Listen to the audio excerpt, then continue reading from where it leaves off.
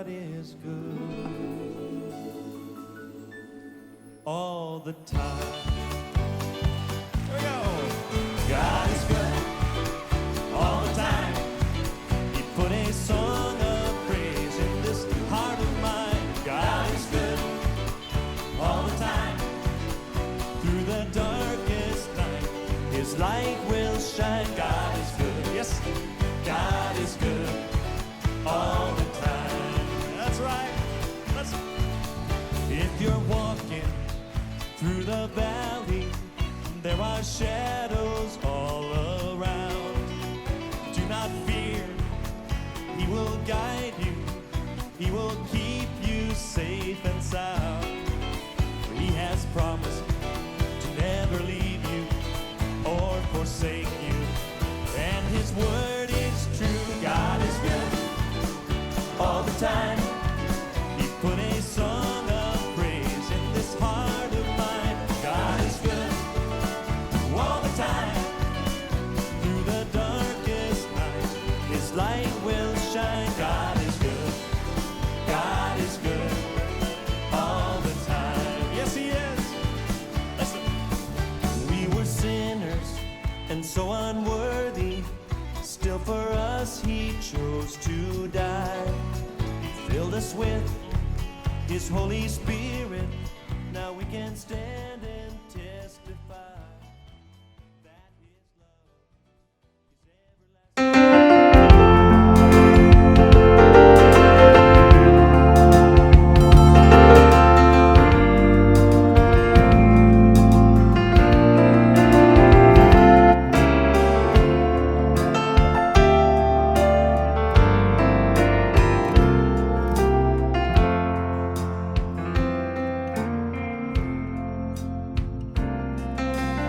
Lord, I offer my life to you, everything I've been through.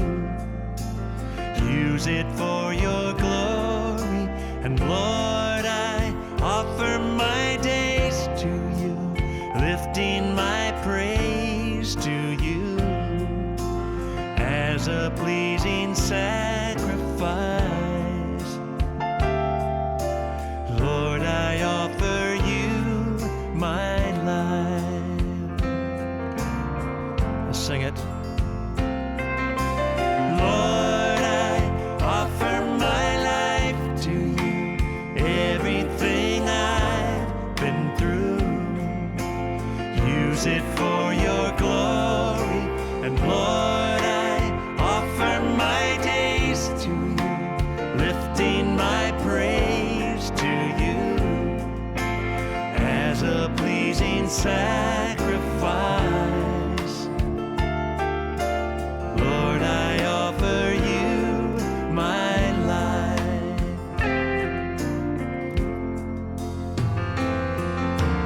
Things in the past, things yet unseen, wishes and dreams that are yet to come true. All of my hopes and all of my plans, my heart and my hands are lifted to you. Lord, I offer my life to you, everything I've been through. Use it, Lord, use it for your glory. And Lord, I offer my days to you, lifting my praise to you as a pleasing sacrifice. Oh, yes. Lord, I offer you my life.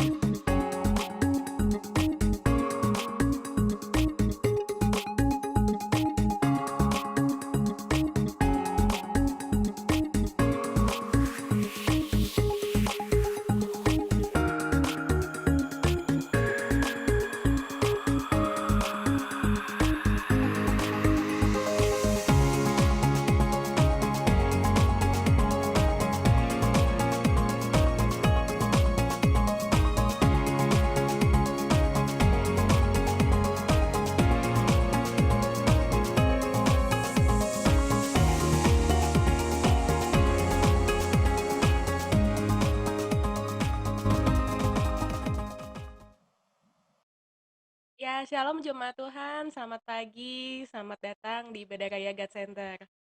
Pada pagi hari ini ibadah kita akan bertemakan tentang bagaimana posisi kita sebagai anak-anak Tuhan. Dan ibadah kita pada pagi hari ini akan dilayani oleh Pastor Hendra Sijabat. Untuk itu, sebelum kita memulai ibadah kita pada pagi hari ini, saya undang seluruh jemaat untuk bersatu di dalam doa terlebih dahulu. Mari kita berdoa. Tuhan Yesus, terima kasih Tuhan untuk pagi hari ini Tuhan, pagi yang indah, kami boleh berkumpul bersama-sama Tuhan untuk ibadah online. Tuhan, kiranya Engkau yang memberkati ibadah kami Tuhan dari awal, pertengahan hingga akhirnya. Tuhan juga berkati setiap peralatan yang kami pakai, media yang kami pakai, jaringan yang kami pakai Tuhan, agar dapat berjalan dengan baik. Kami juga menyerahkan pembicara pada hari ini ke dalam tangan Tuhan, biarlah hikmat yang berasal daripada-Mu Tuhan turun atasnya Tuhan, sehingga apa yang menjadi pesan Tuhan bagi kami semua hari ini dapat tersampaikan dengan baik.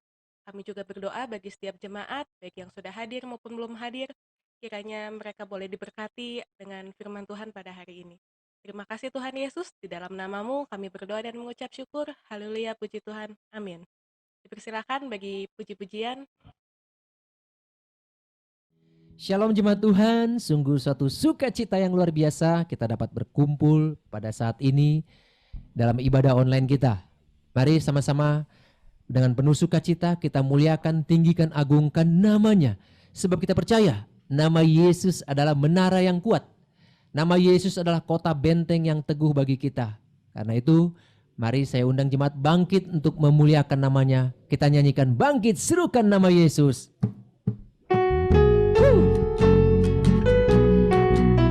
Sama-sama serukan bangkit, haleluya.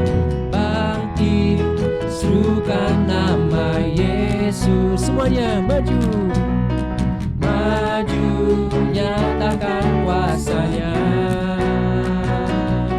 Tingkah buat iblis gemetar, kalahkan tipu dayanya dengan kuasa namanya. Lebih lagi katakan bangkit, bangkit, serukan nama Yesus. Maju, maju, nyatakan kuasanya.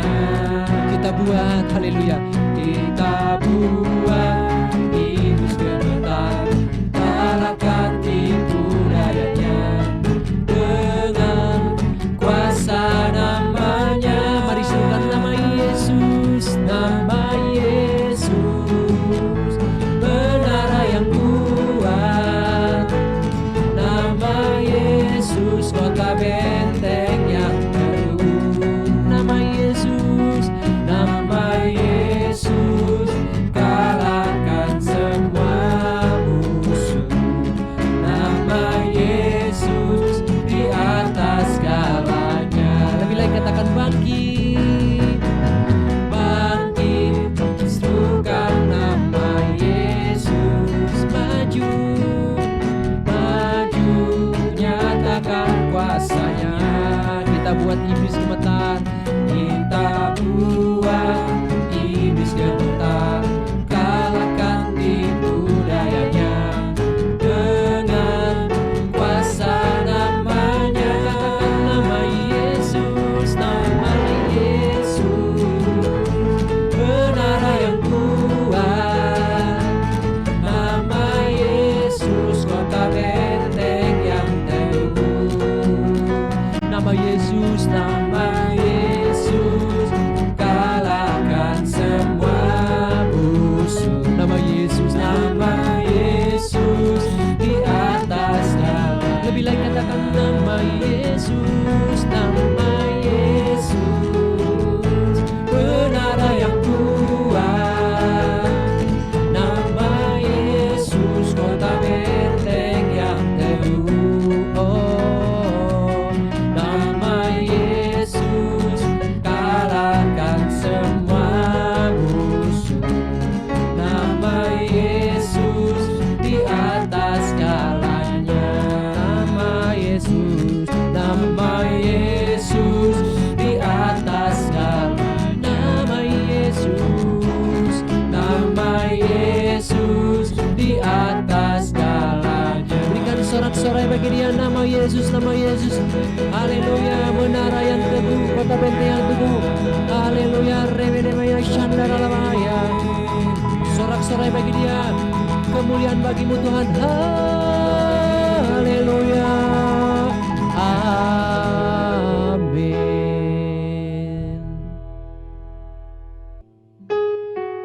Haleluya. Sungguh kehadiran-Mu berarti dalam hidup kami Tuhan. Haleluya. Jalan-Mu tak terselami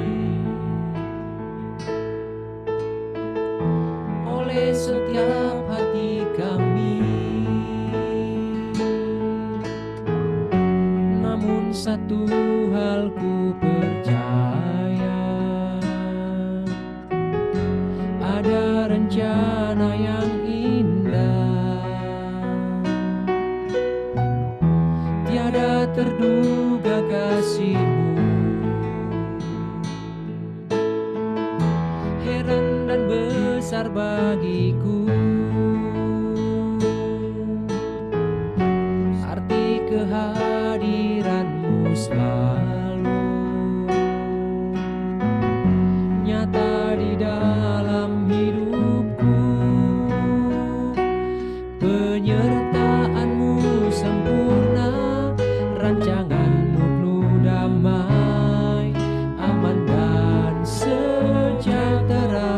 Walau di tengah badai, ingin ku selalu bersama, rasakan keindahan arti kehadiran-Mu Tuhan. Kita angkat pujian, katakan, jalan-Mu tak terselami oleh setiap hati kami. Namun satu hal ku percaya, ada rencana yang indah. Katakan, tiada terduga kasih-Mu. Heran dan besar bagiku arti kehadiran-Mu selalu nyata di dalam hidupku. Penyertaan-Mu sempurna, rancangan-Mu penuh damai, aman dan sejahtera. Walau di tengah badai, ingin ku selalu bersama, rasakan keindahan arti kehadiran-Mu Tuhan.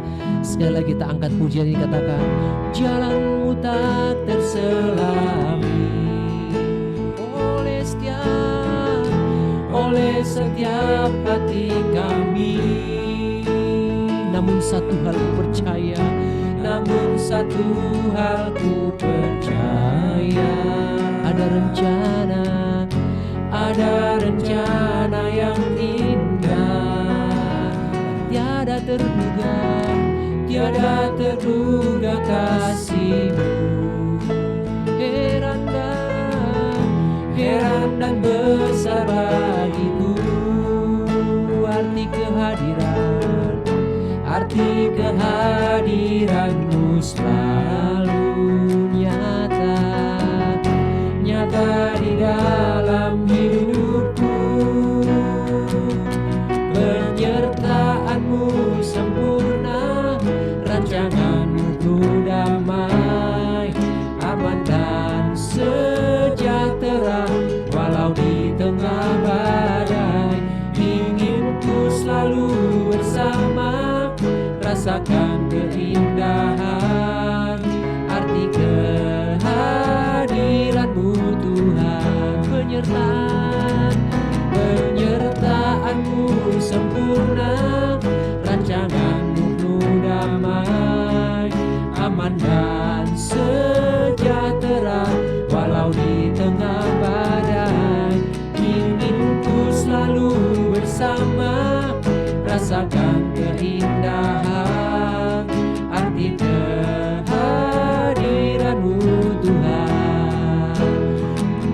sembah Dia. Haleluya, haleluya, penyertaan-Mu sempurna Tuhan. Kami percaya dan kami agungkan, muliakan nama-Mu. Kami mau katakan, jalan-Mu tak terselami oleh setiap hati kami. Namun satu hal kami percaya, ada rencana yang indah. Bawa kami dalam rencana-rencana-Mu, genapi segala rencana rancangan-Mu dalam hidup kami, ya Aba ya Bapa. Ya Naralama ya Satya Nama Efraim, Ya Naralama ya Stakriya Damaim, Hilda Lenare de Adende Astia, Vidya Ralaya, Enquikia Dare Adende Astinia, Viviana Morelia, Elbaya Morelia, Abade Kriada Radas Tetria Gloria, Fil Elbae, Irebesta Mordia Crema Idim Empravel Dailing Leploposta, Angrua Reklamaem, Dibenaem Takriadaem, Syakana Ratakana Maya, Ildelraya Remerdovia, Viada Destiano, Orelaya Stian, sungguh sempurna penyertaan-Mu Tuhan, rancangan-Mu ya Bapa. Haleluya.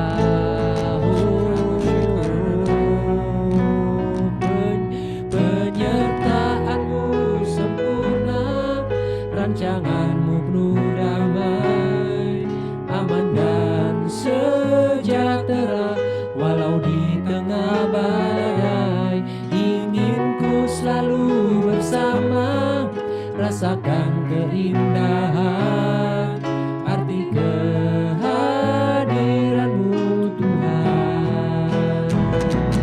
Penyertaan-Mu sempurna, rancangan-Mu penuh damai, aman dan sejahtera. Walau di tengah badai, ingin ku selalu bersama, rasakan keindahan arti kehadiran-Mu Tuhan. Arti kehadiran-Mu Tuhan. Arti kehadiran-Mu Tuhan. Terima kasih Tuhan, sungguh berarti dalam hidup kami kehadiran Tuhan. Hadirat-Mu nyata dalam setiap hidup kami. Dalam pujian penyembahan kami Engkau sungguh-sungguh hadir. Terpujilah Engkau ya Aba ya Bapa Adonai Elok Zebaot, Tuhan yang Maha Kuasa, dari selama-lamanya sampai selama-lamanya. Haleluya. Amin. Sungguh sangat berarti bagi kami arti kehadiran-Mu ya Aba ya Bapa. Sungguh jalan-Mu tak terselami oleh hati kami. Namun satu hal kami percaya, ada rancangan-rancangan yang indah ke depannya. Karena itu ajar kami untuk selalu belajar mengerti akan kehendak Tuhan dalam setiap jalan-jalan yang Tuhan pimpin. Sebab setiap langkah kami diatur oleh Tuhan. Ajar kami juga untuk mengerti, memahami, dan mempertahankan posisi kami sebagai anak-anak Tuhan. Karena itu adalah anugerah yang Tuhan berikan. Kami buka hati kami untuk kebenaran-kebenaran firman-Mu, sebab firman-Mu itu adalah pelita bagi kaki kami dan terang bagi jalan kami. Berfirmanlah sebab kami siap mendengarkannya. Di dalam nama Tuhan Yesus Kristus. Haleluya. Amin. Shalom jemaat sekalian. Haleluya. Saudara sekalian, kita sudah memuji, menyembah, muliakan namanya. Kita buka hati kita untuk mendengarkan firman Tuhan. Sebelum kita membaca firman Tuhan yang akan menjadi dasar khotbah saya pada saat ini, saya mau cerita satu hal. Ada seorang anak di mana dia adalah ahli waris dari orang tuanya. Namun pada saat orang tuanya hidup, ternyata perusahaan mereka ini punya pinjaman ke bank dan wajib harus dibayar lunas. Nah, tapi ternyata tanpa sepengetahuan anak ini, orang tuanya sebelum meninggal sudah membayar lunas semuanya pinjaman tersebut. Lalu orang tuanya mati sebelum sempat memberitahukan kepada anaknya. Tapi sebenarnya dalam surat perjanjian itu udah ada tanda tangannya, surat-suratnya lengkap. Lalu karena orang tuanya sudah meninggal, ada pihak bank yang bermain ingin memanfaatkan. Jadi setiap bulan dia menagih cicilan kepada anaknya. Si anak ini karena tidak mengetahui isi perjanjian itu bahwa orang tuanya telah membayar lunas dan dia tidak periksa berkas-berkasnya, tiap bulan dia menyicil. Sampai suatu ketika ada pegawai bank yang jujur mengasih tahu kalau ternyata tunggakan dari perusahaan yang diwariskan orang tuanya itu sudah dibayar lunas. Dia nggak perlu bayar lagi. Haleluya. Cerita ini mengingatkan kita kepada posisi anak-anak Tuhan yang sebenarnya hidupnya telah dibayar lunas oleh Kristus, namun sering sekali iblis berusaha mengintimidasi, bahkan meyakinkan anak-anak Tuhan bahwa hutang dosa mereka belum dibayar, bahwa mereka masih berada di dalam kegelapan.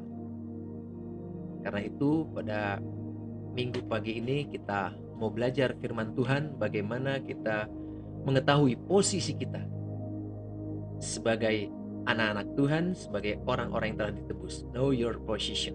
Kita baca ya, kita nanti akan baca firman Tuhan dari Yohanes 5 ayat 24 yang berbunyi, "Aku berkata kepadamu, sesungguhnya barang siapa mendengar perkataanku dan percaya kepada Dia yang mengutus aku, ia mempunyai hidup yang kekal dan tidak turut dihukum, sebab ia sudah pindah dari dalam maut ke dalam hidup." Begitu saudara.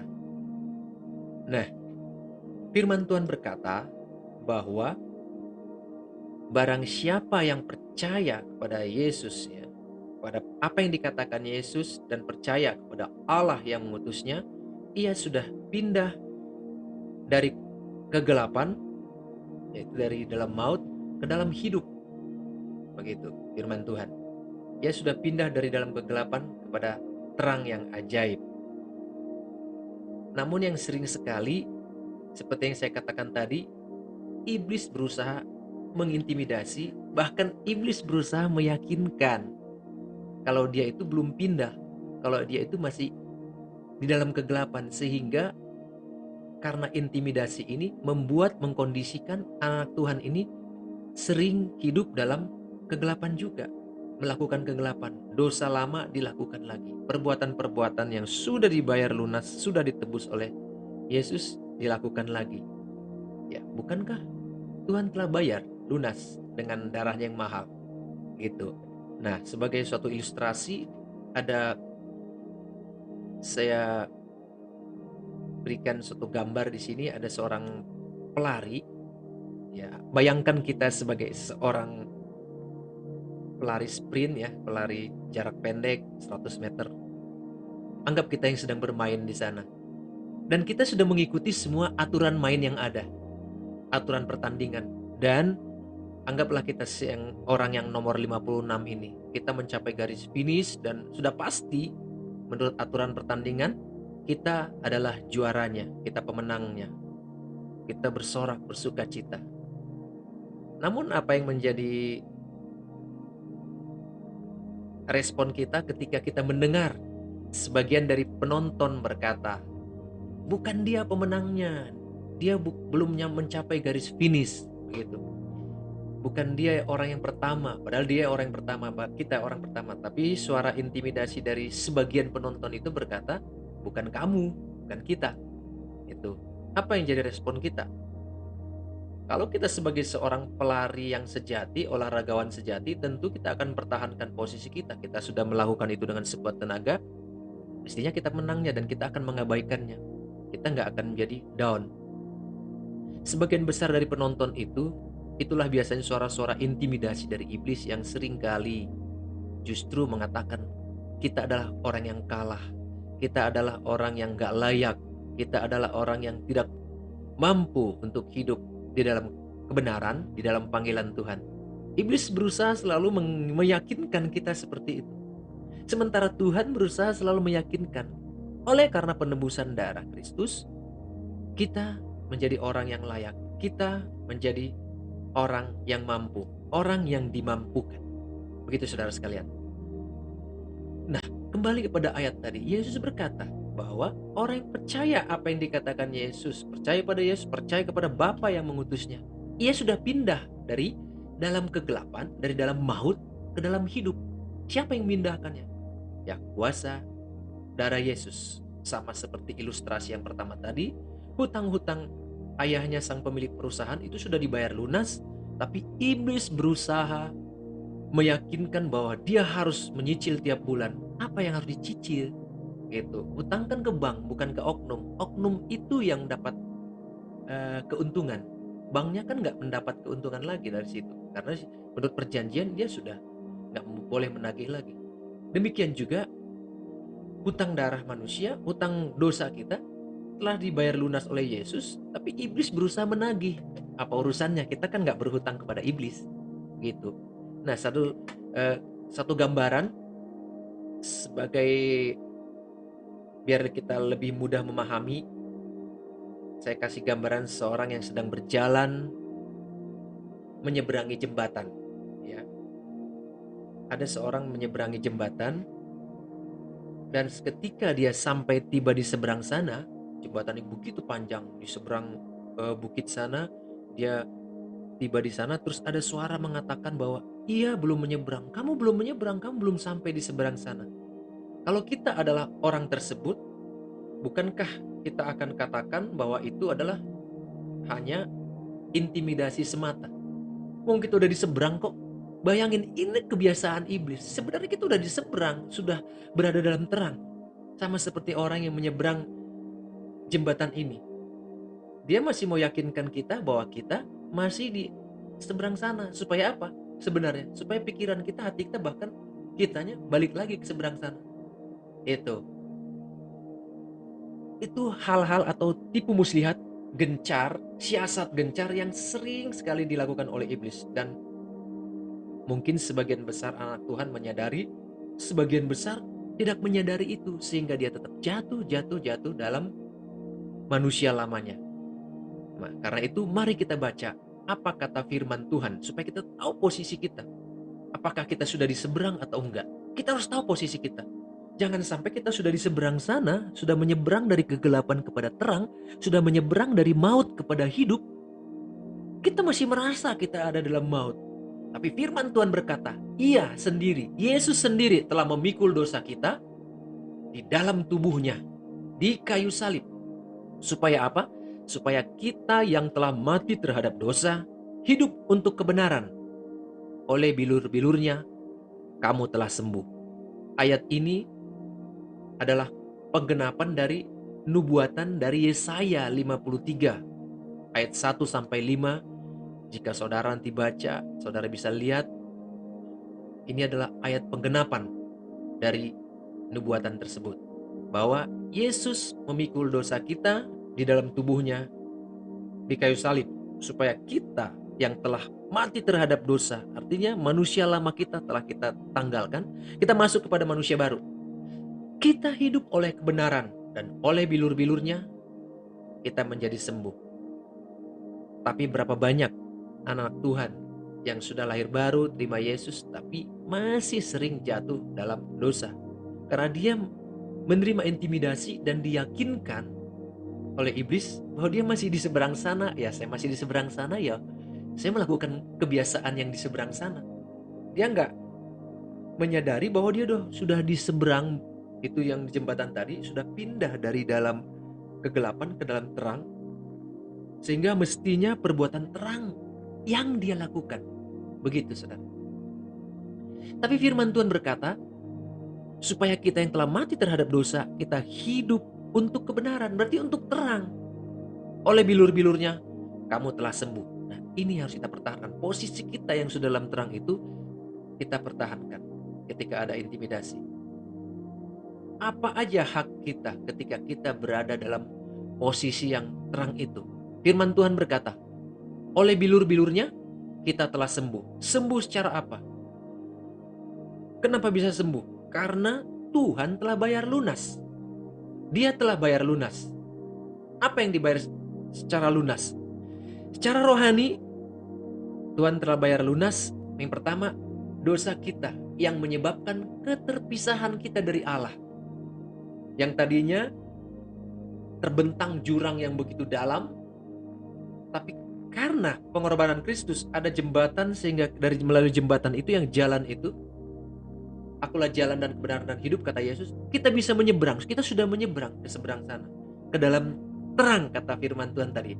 Dari dalam maut ke dalam hidup, dari kegelapan ke dalam terang. Jadi keterpisahan kita dengan Allah telah dibayar lunas. Jika ada intimidasi dari iblis berkata, kamu belum diselamatkan, kamu nggak layak, kamu harusnya masuk neraka, kamu ini pendosa, kamu ini bobrok, kamu ini gagal, kamu ini pecundang. No, katakan. Karena apa? Kita ditebus, kita diberikan jembatan sampai ke seberang sana, bukan usaha kita. Tuhan yang sudah melakukannya. Kalau Tuhan yang melakukannya, siapa yang dapat menggagalkannya? Nggak bisa. Iblis pun nggak bisa. Dia hanya berusaha mengintimidasi dan meyakinkan kita bahwa kita masih dalam kegelapan. Tapi apa yang sudah dilakukan Tuhan nggak mungkin bisa digagalkan iblis. Kalau bisa digagalkan iblis, dipertanyakan, di mana Tuhan? Apakah Dia Tuhan? Jadi keterpisahan kita dengan Allah telah dibayar lunas. Perlu kita catat itu. Ketika ada intimidasi dari iblis, perkatakan firman Tuhan dari Yesaya 53 ayat 5, 1 Petrus 2 ayat 24. Oleh bilur-bilurnya kita telah sembuh. Kita telah dibayar lunas. Ya. Lunas dari keterpisahan kita dengan Allah, ya arti dari utang dosa. Lunas dari kematian kekal. Kita dibayar lunas. Mestinya kita mengalami kematian kekal di neraka, kita dibayar lunas. Kita dibayar lunas dari ketakutan kita. Mestinya kita takut, cemas, intimidasi. Ada iri, dengki, percideraan. Saya pernah ketemu dengan seseorang di salah satu tempat perbelanjaan, seorang tukang parkir. Tiba-tiba waktu itu setelah saya keluar dari perbelanjaan itu, langit mendung sekali, mencekamlah gitu langit ini. Saya katakan kepada tukang parkir ini, itu langit mendung sekali ya, seperti mau akhir zaman, saya bilang. Dia bilang, jangan ngomong akhir zaman lah, saya takut. Kenapa takut? Saya bilang, belum siap. Kalau sekarang akhir zaman, saya belum siap. Dia bilang, kalau saya siap, saya katakan. Sayangnya karena di tempat parkir dan banyak orang, nggak cukup waktu buat kami bicara karena dia harus bekerja kan. Ada kendaraan keluar masuk, dia harus urusin. Sebenarnya itu kesempatan untuk menginjilinya. Kesempatan buat saya. Karena dia katakan takut. Tuhan telah bayar lunas ketakutan kita. Kenapa harus takut? Jika Tuhan datang hari ini atau malam ini, kenapa harus takut? Kenapa harus cemas? Soalnya posisi kita kan sudah di seberang sana. Orang takut karena posisinya masih belum jelas. Posisinya masih dalam maut, masih dalam kegelapan. Orang takut, orang cemas karena apa? Bahkan anak Tuhan ada yang takut, ada yang cemas kalau Tuhan datang saat ini. Karena dia masih ragu akan posisinya. Dia percaya firman Tuhan, tapi dia ragu posisinya. Ini yang repot. Percaya firman Tuhan, tapi meragukan posisinya. Nggak jarang anak-anak Tuhan ketika saya tanya, nanti kalau Tuhan datang, atau Tuhan panggil kita secara pribadi, posisimu di mana? Kamu ke surga atau ke neraka? Saya belum tahu, gimana Tuhan aja. Karena saya masih banyak berbuat dosa, dia bilang. Oh, ternyata itu. Dia kira kita selamat oleh karena perbuatan kita. Firman Tuhan berkata dalam Efesus 2 ayat 8 dan 9. Sebab karena kasih karunia kamu diselamatkan oleh iman, itu bukan hasil usahamu tetapi pemberian Allah. Itu bukan hasil pekerjaanmu. Jangan ada orang yang memegahkan diri. Kasih karunia semuanya. Bukan karena perbuatan kita, saudara. Kalau perbuatan kita bisa menolak anugerah Tuhan, berarti kita lebih hebat dong. Bisa menolak anugerah Tuhan. Anugerah Tuhan itu luar biasa. Ketika Tuhan tentukan kita selamat dan dibayar dengan darah yang mahal, mau nggak mau, kita pasti terima. Kenapa kita pasti terima? Bayangkan saudara sedang karam kapal di tengah laut. Semuanya keluar dari kapal karena kapalnya hancur dan tenggelam. Saudara berenang, lalu datang kapal penyelamat melemparkan tali. Tangkap tali ini atau kamu binasa. Itu. Dia nggak usah ngomong, hanya melempar tali. Itulah anugerahnya, tali yang dilempar. Kira-kira saudara masih nego seperti ini? Hey, kalau saya tidak pegang tali itu, maka saya nggak selamat. Jadi saya selamat nggak selamatnya itu karena usaha saya. Bisakah orang yang sudah di ujung tanduk, sudah di ujung maut, masih berkata seperti itu? Saya kira enggak. Jadi bukan karena usaha kita. Cukup pegang talinya, dan orang yang di kapal penyelamat akan menarik kita. Kita selamat. Hanya itu. Itu nggak ada usaha sama sekali sama kita. Otomatis karena apa? Begitu pertolongan datang ketika seseorang di ujung maut, di ujung tanduk, begitu ada pertolongan, dia otomatis akan mau menerima pertolongan itu. Nggak akan tawar-menawar, nanti dulu. Nggak akan seperti itu. Pasti mau. Nah ini yang disebut kasih karunia, anugerah Tuhan. Anugerah yang nggak dipaksa. Seseorang yang diselamatkan itu ketika ditentukan untuk diselamat, dia nggak akan dipaksa. Tetapi ternyata tali itu sudah ditentukan untuk menolong beberapa orang. Karena ada keterbatasannya. Sudah ditentukan untuk terbatas. Jadi orang yang nggak mendapatkan tali, tentu nggak akan dipaksa untuk celaka, nggak dipaksa untuk selamat. Karena memang terjadi karam kapal. Kita sebagai anak Tuhan yang sudah menerima penebusan, kita bebas dari ketakutan, kecemasan, intimidasi, iri, dengki, dan percideraan. Itu secara rohani kita dibayar. Begitu banyak. Lalu bagaimana secara lahiriah, saudara? Firman Tuhan berkata, kita telah dibayar lunas oleh Yesus, oleh darah Yesus, oleh biru-biru Yesus. Secara apa? Dari penyakit tubuh kita. Dari penyakit. Tubuh Yesus terluka, dicabik-cabik. Itu sehingga disebut bilur-bilur. Bilur-bilur itu adalah luka-luka itu. Hasil dari cambukan, pukulan. Jika saudara menonton The Passion of Christ, saudara akan melihat bagaimana bilur yang luka itu. Saking nggak bisa lagi membedakan antara bilur yang satu dengan bilur yang lain, sebenarnya kitab Petrus ini menulisnya dalam bahasa aslinya oleh bilurnya. Karena menjadi satu kesatuan. Luka yang satu dengan luka yang lain sudah menyatu. Tuhan sudah bayar lunas di kayu salib. Tuhan berkata, tetelestai, sudah selesai. Namun iblis selalu berusaha mengintimidasi kita. Tidak sedikit anak Tuhan yang bisa mengalami sakit penyakit akibat ulah iblis. Beda ya kalau saudara mengiris bawang, tiba-tiba gak sengaja pisaunya mengiris tangan saudara. Jangan bilang itu pekerjaan iblis. Itu murni kecelakaan lahiriah. Yang kayak gitu jangan bilang bilur Yesus menyembuhkan. Enggak, itu kan tinggal dibereskan pakai apa Tensoplas ya. Obat-obat ringan juga beres. Tapi ada hal-hal lain. Beberapa penyakit. Saya dengar informasi dari hamba-hamba Tuhan senior. Beberapa penyakit itu akibat ulah iblis. Tapi bisa menyentuh orang Kristen. Bisa menyentuh orang yang disebut sebagai anak-anak Tuhan. Mengapa bisa demikian? Mengapa orang ini tidak mempertahankan posisinya? Bagi para rasul, bagi Paulus, nggak ada seperti itu. Bisa mereka mengalami sakit lahiriah, dicambuk, karam kapal. Tapi penyakit yang dilakukan iblis nggak bisa menyentuh mereka. Karena apa? Sudah dibayar lunas. Manusia berhutang kan kepada Allah, bukan kepada iblis. Enak aja iblis nagih cicilan tiap bulan. Nah begini, iblis ingin menagih supaya orang menyicil tiap bulan, termasuk anak Tuhan. Dan kita mau nyicil tiap bulan. Selalu sakit gitu. Firman Tuhan menjamin bahwa kita telah dibayar. Penyakit kita telah dibayar lunas. Oleh bilur-bilurnya kita telah menjadi sembuh. Klaim itu. Kita harus bisa klaim bahwa kita telah dibayar lunas. Tapi kita harus bisa bedain ya. Penyakit akibat kesalahan sendiri, naik motor, pas hujan-hujanan, tiba-tiba demam, flu, tengking terus, tengking, puasa jahat. Ya bukan, nggak bisa seperti itu. Itu kan murni penyakit apa medis karena kita nggak jaga kesehatan, main-main hujan. Itu tinggal minum obat. Tapi intinya segala penyakit kita secara lahiriah telah dibayar lunas oleh Yesus, bukan hanya secara rohani. Penyakit apa lagi? Penyakit keuangan, saudara. Penghalang berkat. Iblis berusaha menghalangi berkat kita, berkat keuangan kita, berkat usaha kita, pekerjaan kita. Dia nggak bisa mungkin karena kita doa, kuat berdoa, rajin baca merenungkan firman Tuhan, dia nggak bisa toel-toel kita, dia nggak bisa bikin sakit penyakit pada kita. Tapi dia berusaha merusak pekerjaan kita. Kalau kita nggak peka dalam pekerjaan, tidak jarang anak-anak Tuhan dirusak, diacak-acak oleh iblis. Melalui hal-hal yang sepele tapi bisa jadi mestinya masalah kecil jadi besar.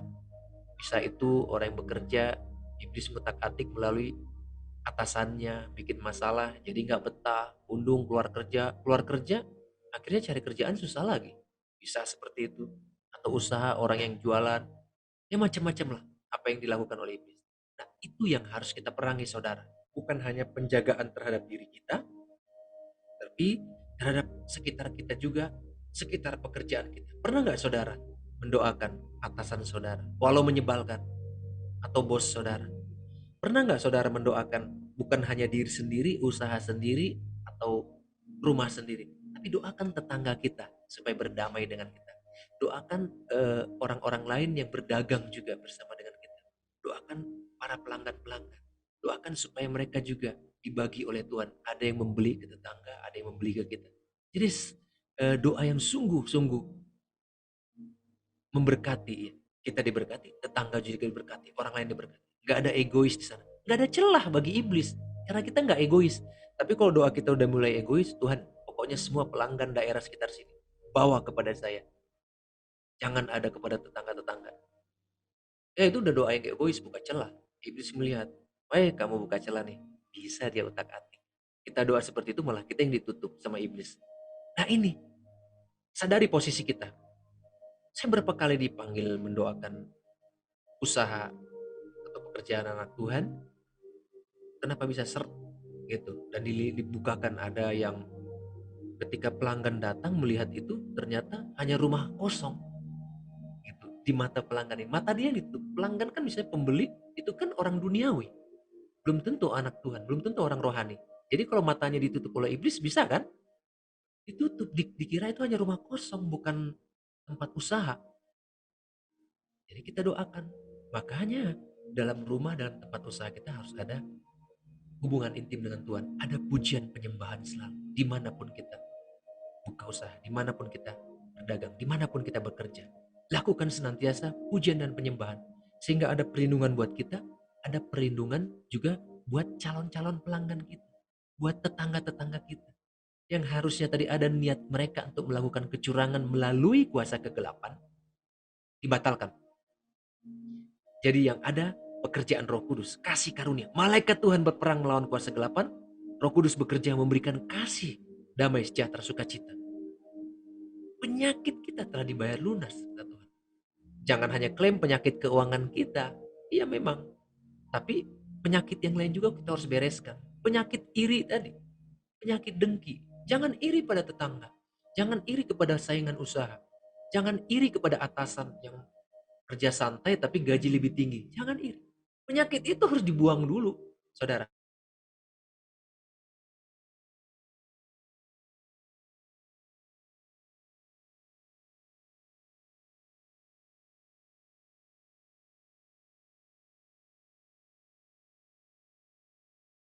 Untuk menyadari posisi kita sebagai anak-anak Tuhan. Bahwa kita, apapun hutang kita, baik hutang secara rohani maupun secara lahiriah, telah dibayar lunas oleh Tuhan. Karena kita berhutang, manusia berhutang kepada Allah. Pada hari kamu makan buah terlarang itu, kamu akan mati, kata Tuhan. Artinya terpisah dari Tuhan. Dan ada kutuk terhadap perempuan, ada kutuk terhadap bumi karena salah laki-laki, yaitu dia akan berjerih lelah untuk mencari nafkah. Nah, darah Yesus telah membayar lunas semuanya itu, sehingga mestinya apa yang kita kerjakan, baik secara rohani dan lahiriah, sama seperti yang dikatakan dalam Mazmur, yaitu berbahagialah orang yang takut akan Tuhan, yang kesukaannya ialah Taurat Tuhan. Ia akan sama seperti pohon yang ditanam di tepi aliran air, yang menghasilkan buahnya pada musimnya dan tidak layu daunnya. Apa saja yang diperbuatnya berhasil, kata firman Tuhan. Nah, kalau firman Tuhan sudah menjamin berkata apa saja yang dibuatnya berhasil, mengapa kita masih berada dalam posisi orang yang kalah? Pegang, pertahankan posisi itu, dan perkatakan selalu setiap hari firman Tuhan ketika ada intimidasi iblis. Kamu adalah orang yang kalah, kamu adalah pecundang, kamu masih dalam kegelapan, kamu gak mungkin dapat berkat. Iblis mengintimidasi seperti itu. Kita bisa jawab intimidasi iblis itu dengan memperkatakan firman Tuhan, bahwa oleh bilur-bilur Yesus kita telah sembuh, dibayar lunas secara rohani dan secara lahiriah. Berkat-berkat rohani, berkat lahiriah, berkat keuangan, berkat kesehatan, semuanya Tuhan bayar lunas bagi kita. Pertahankan posisi kita, jangan mau diintimidasi iblis. Sama seperti olahragawan tadi, diintimidasi oleh sebagian besar penonton, dia mempertahankan posisinya, jangan mau diintimidasi. Biasanya orang yang mau terintimidasi itu karena tidak tahu aturan pertandingan. Aturan pertandingan rohani kita ada di dalam Alkitab. Baca, renungkan setiap hari. Perkatakan ayat-ayat yang menyatakan bahwa Yesus telah menang, dan setiap orang yang bersama dengan Yesus, yang taat setia mengiring Yesus, juga adalah para pemenang. Kita umat pemenang, kata firman Tuhan. Karena itu mari pertahankan posisi kita. Kalau kita tahu posisi kita adalah kita pemenang, berarti kita harus jadi pemain dong. Gak ada olahragawan yang akan selalu dalam posisi sebagai pemenang kalau dia berhenti bermain. Gak pernah disebut lagi sebagai pemenang. Misalnya Messi atau Ronaldo berhenti bermain, gak akan ada lagi kabar musim ini Messi jadi pemenang Ballon d'Or atau Ronaldo. Gak ada seperti itu kalau dia berhenti. Berarti kita sebagai umat pemenang, menang dalam hal rohani yang telah dibayar lunas oleh Yesus, menang dalam hal lahiriah, dari kesehatan, keuangan, berkat-berkat semuanya itu. Kita harus jadi pemain. Pemain maksudnya apa? Sama seperti olahragawan. Dia harus aktif bermain. Kita juga aktif jadi bermain. Bermain apa? Kita aktif dalam ladang Tuhan. Bekerja, melakukan kehendak Tuhan. Dalam rumahnya, dalam pelayanannya, dalam hubungan kita dengan Tuhan. Kita aktif, saudara. Gak ada olahragawan yang tidur, yang bermalas-malasan. Jauhlah itu dari seorang olahragawan. Paulus menganalogikan kita dalam pertandingan rohani kita, bahwa kita adalah sebagai seorang olahragawan yang sejati. Gak ada olahragawan yang gak aktif. Semuanya aktif. Ya, saudara main bulu tangkis, saudara gak pernah mau melangkah, nunggu bola aja, nunggu kok dipukul mendekat kepada saudara. Kalau saya smash ke pojok sebelah kiri, saudara gak akan bisa tangkis kan? Begitu. Aktif. Semua olahragawan harus aktif. Apalagi pelari atau pemain badminton. Ya, saya bicara seperti ini karena saya mantan pemain badminton gitu. Walau nggak pernah juara di tingkat nasional karena nggak ikut tanding di sana. Minimal di tingkat sekolah pernah lah juara gitu. Nah seperti itu. Jadi kita ikuti aturan main dan kita aktif. Demikian juga dalam pertandingan rohani. Kita bilang kita dalam posisi yang menang, sudah dibayar lunas oleh Yesus. Buktikan posisi kita itu. Untuk membuktikan bahwa kita ada dalam posisi menang, kita aktif. Aktif dalam melayani Tuhan, aktif dalam hubungan kita dengan Tuhan, aktif dalam beribadah. Intimidasi demi intimidasi banyak dan sedang banyak dilancarkan oleh iblis. Ya, iblis sedang berusaha merusak anak-anak Tuhan. Tidak begitu banyak laporan kepada saya, orang minta didoakan, masalah saya begini, masalah saya dengan begini, masalah saya dengan pasangan saya seperti ini, masalah saya dengan orang tua saya seperti ini. Dirusak oleh iblis, berusaha dirusak. Padahal ini orang-orang yang udah lahir baru semua. Pertahankan posisi saudara. Saya ini anak Tuhan, telah dibayar lunas oleh Tuhan. Saya nggak mau. Nah gitu. Saya nggak mau meladeni permainan iblis. Saya hanya mau bertanding sesuai dengan aturan kerajaan sorga. Permainan yang ditetapkan oleh Tuhan. Jangan ladeni permainan iblis. Kalau kita ladeni, kita nyemplung lagi ke dalam jebakannya, ke dalam jeratnya. Tapi kita bermain sesuai dengan aturan pertandingan yang sudah ditetapkan oleh Tuhan. Bertandinglah dalam pertandingan iman yang benar. Supaya kita bisa menjadi pemenang-pemenang yang sejati. Gak ada pemenang yang sejati yang bertanding sesuka-sukanya. Saya bertanding, misalnya main bola, saya bertanding cuma 1 menit aja. Belum ngegolin udah ngos-ngosan, udah keluar. Ya saya gak sebuat lagi udah ngos-ngosan. Itu bukan olahragawan namanya. Seringkali kita diintimidasi oleh iblis seperti itu. Belum apa-apa kita udah ngos-ngosan secara rohani. Saya gak kuat pelayanan kalau begini modelnya. Terlalu keras. Saya gak kuat ibadah kalau begini caranya. Saya gak kuat doa kalau begini caranya. Sementara di luar sana, anak-anak Tuhan semangat berdoa 24 jam. Ada yang gereja sampai 24 jam. Ini luar biasa. Ya, memang digilir ya. Misalnya 1 orang jatahnya sejam 2 jam gitu. Semangat. Karena hidup ini adalah pertandingan. Hidup ini kesempatan untuk masuk dalam pertandingan rohani yang sejati. Tapi gak ada seorang pemain yang baru 1 menit, 2 menit udah ngos-ngosan keluar. Gak ada. Kita pernah buktikan, kita para tim pelayan main badminton ya. Kita sewa ini gor, kalau sewa gor kan gak terlalu mahal lah, patungan per jamnya. Kita sewa 2 jam. Tuh. Minimal 2 set itu main baru saya istirahat. Minimal. Kalau baru main 5 menit keluar, waduh belum keringetan gitu. Harus benar-benar habis-habisan gitu. Itu seorang olahragawan sejati. Kalau untuk hal yang lahiriah seperti itu kita berani bayar harga dalam berolahraga, apakah main badminton, lari, main bola, pingpong, atau nge-gym atau apapun itu, kita berani bayar harga sampai ngos-ngosan. Kenapa untuk hal yang rohani kita nggak mau bayar harga? Dikit-dikit sudah ngos-ngosan, nggak boleh seperti itu. Kalau yang mudah ngos-ngosan itu akan gampang diintimidasi oleh iblis. Kamu adalah orang kalah, kamu adalah pencundang. Lalu kita terjebak dalam permainannya. Rencana dia merusak hidup kita. Merusak hubungan kita dengan sesama.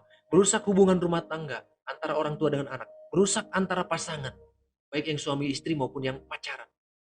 Macam-macam rancangan iblis. Tapi yang rancangan Tuhan dalam pertandingan rohani kita adalah hal-hal yang positif. Hal-hal yang berhubungan dengan hidup yang kekal. Juga kehidupan kita di dunia ini. Supaya hidup kita lebih baik di hadapan Tuhan dan di hadapan sesama. Itu rancangan Tuhan. Karena itu, mari lawan intimidasi iblis, perkatakan firman Tuhan dalam pertandingan rohani kita. Dalam pertandingan iman kita. Perkatakan firman Tuhan. Karena itu adalah aturan-aturan main dalam pertandingan. Jangan mau dengar suara penonton. Yang adalah iblis kadang kala nyemplung sebagai penonton dan mengintimidasi kita. Menonton perjalanan hidup kita, pertandingan rohani kita. Dia mengintimidasi. Kamu mau begini-begini kemarin. Kamu begitu-begitu. Wah, kepancing. Keributan pun terjadi. Jangan mau. Tapi perkatakan bahwa kita telah dibayar lunas. Lunas secara tuntas. Baik secara rohani maupun lahiriah. Itu saudara sekalian. Biarlah kita tahu posisi kita. Ingat posisi kita sebagai anak Tuhan. Dan pertahankan posisi kita bahwa kita sudah berada di seberang sana. Kita sudah berada di dalam terang yang ajaib. Gak di seberang sini lagi. Gak di maut lagi. Bukan di kegelapan lagi. Tapi dalam terang yang ajaib. Haleluya. Oleh bilur-bilur Yesus kita telah sembuh. Amin. Mari kita persiapkan hati kita. Kita masuk dalam pelayanan perjamuan kudus. Jemaat boleh diberikan waktu untuk mempersiapkan roti dan anggur bagi yang gak punya anggur bisa menggantikannya dengan hidup yang baru, teh manis ataupun sirup. Kita angkat pujian ini 1 bait, lalu kita akan masuk dalam prosesi perjamuan kudus. Kami datang memuji, menyembah dan mengucapkan syukur. Hanya Kau Tuhan di hidupku. Mari kita angkat pujian ini. Kau berikan hidup yang baru. Katakan darahmu menyucikan pulihkan hatiku, ku nyatakan Kaulah segalanya.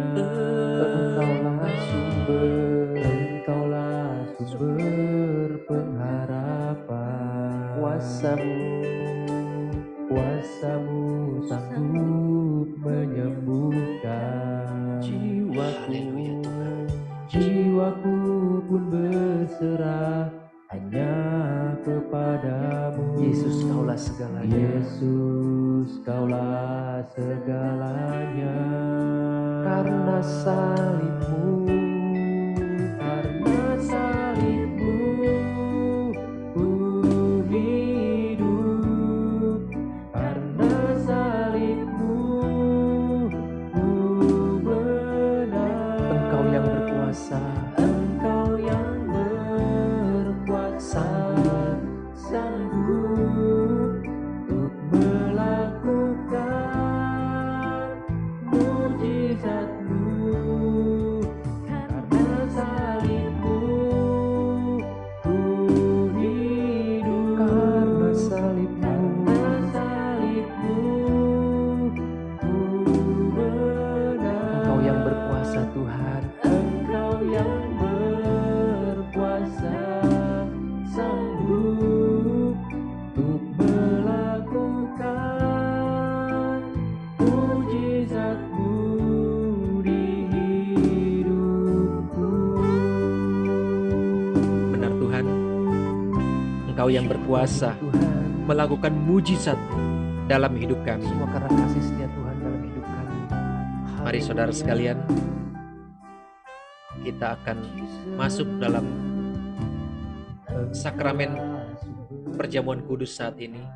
Saya bacakan dari 1 Korintus 11 ayat 23 sampai 26. Firman Tuhan berkata, sebab apa yang telah kuteruskan kepadamu telah aku terima dari Tuhan, yaitu bahwa Tuhan Yesus pada malam waktu ia diserahkan mengambil roti. Kita angkat roti di tangan kita. Dan sesudah itu ia mengucap syukur atasnya.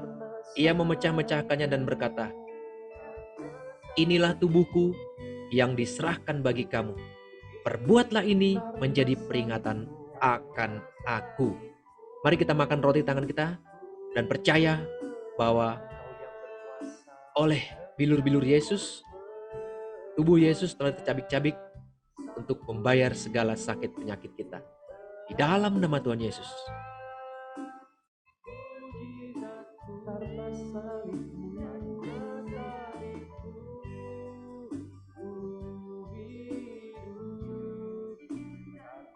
Kita angkat anggur atau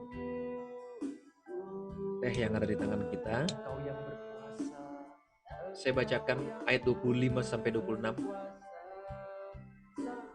Kita angkat anggurnya. Demikian juga Yesus mengambil cawan sesudah makan lalu berkata, cawan ini adalah perjanjian baru yang dimateraikan oleh darahku. Perbuatlah ini setiap kali kamu meminumnya menjadi peringatan akan aku. Sebab setiap kali kamu makan roti ini dan minum cawan ini, kamu memberitakan kematian Tuhan sampai ia datang. Mari dengan penuh percaya kita minum anggur di tangan kita, bahwa kita sudah mengalami persekutuan dengan darah Yesus. Darah Yesus telah tebus kita, menyucikan kita, menguduskan kita. Dalam nama Yesus.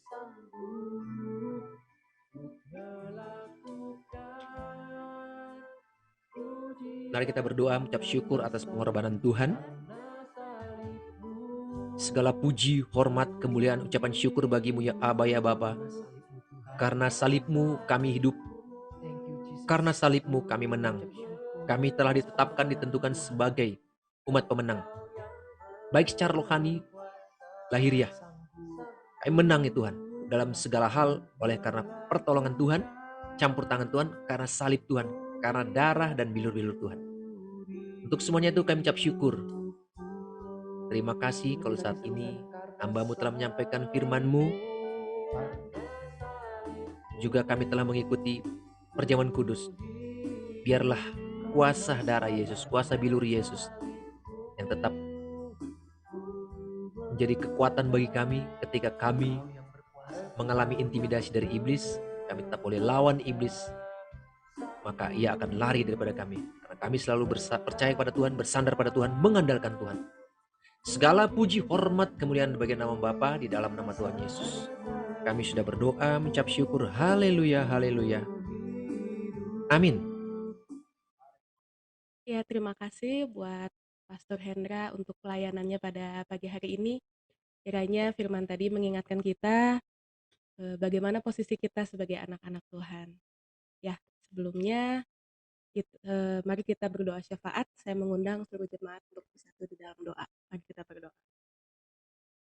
Tuhan Yesus, terima kasih Tuhan untuk firman-Mu pada pagi hari ini mengingatkan kami tentang posisi kami Tuhan sebagai anak-anak Tuhan. Biarlah ya Bapa, firman ini boleh bertumbuh, berkembang, bahkan berbuah Tuhan dalam kehidupan kami. Dan mengakar Tuhan dalam kehidupan kami masing-masing. Kami juga berdoa Tuhan buat Pastor Hendra beserta keluarganya. Tuhan kiranya Engkau yang memberkati Pastor Hendra Tuhan, berkati dalam setiap pelayanan dan apapun yang dia kerjakan Tuhan. Sehingga dapat lebih lagi dalam memuliakan nama Tuhan. Bapak, kami juga berdoa Tuhan bagi God Center Tuhan, untuk setiap jemaat God Center, kiranya Tuhan memberkati mereka Tuhan, dalam pergumulan mereka Tuhan, dalam kesehatan mereka ya Bapak, dalam apapun yang mereka kerjakan, keluarganya Bapak, pekerjaan mereka Tuhan, kami serahkan semuanya ke dalam tangan Tuhan. Biarlah Engkau yang memberkati God Center lebih lagi ya Bapak, sehingga God Center juga boleh menjadi perpanjangan tangan Tuhan, boleh menjadi berkat dimanapun God Center berada. Bapak, kami juga saat ini berdoa bagi jemaat God Center yang sakit Tuhan, untuk saudara Jeffrey juga yang sedang sakit pada hari ini. Tuhan, kiranya Engkau yang mau menyembuhkan mereka yang sakit Tuhan, dengan bilur-bilur Yesus mereka dapat sembuh, dengan bilur-bilur Yesus mereka dapat pulih. Terima kasih Tuhan Yesus, setiap sakit penyakit kami katakan pergi di dalam nama Tuhan Yesus. Kami juga berdoa Tuhan bagi bangsa dan negara kami. Tuhan, kiranya Engkau yang memberkati bangsa negara kami Tuhan, untuk Presiden kami, Pak Joko Widodo, juga Wakil Presiden Pak Ma'ruf Amin, beserta setiap jajaran menteri yang ada, untuk setiap TNI, Polri ya Bapak yang menjaga keutuhan NKRI ini Tuhan. Kiranya Engkau yang berkati mereka, biarlah kiranya roh takut akan Tuhan boleh ada dalam diri mereka. Tuhan juga yang berkati bangsa Indonesia ini Tuhan dalam menghadapi pandemi COVID saat ini.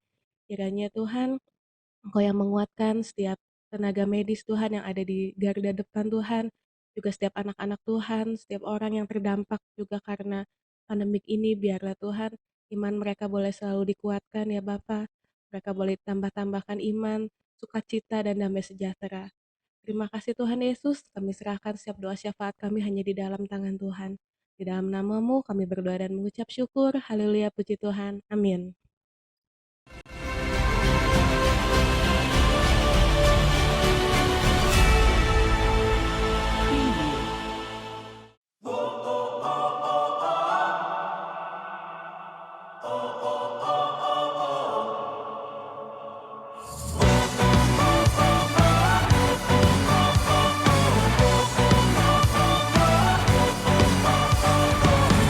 Dari utara ke selatan, terdengar pujian bagi Allah.